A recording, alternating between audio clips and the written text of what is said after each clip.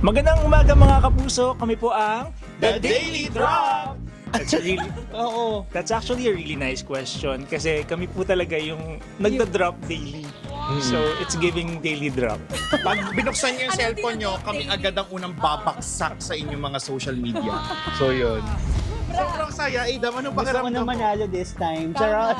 Tama. Actually, yun po babawi. talaga goal naming apat. Babawi kami kasi second timers na kaming apat. So, Out of all the four of us, si Kuya Chichi lang yung umabot ng final round. But this time, Bibit-bitin natin.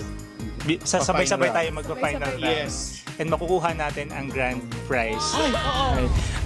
Message ko lang po, huwag niyo po masyadong galingan. kami po ay super fans nyo. Simula Yes. po, bata pa lang kami.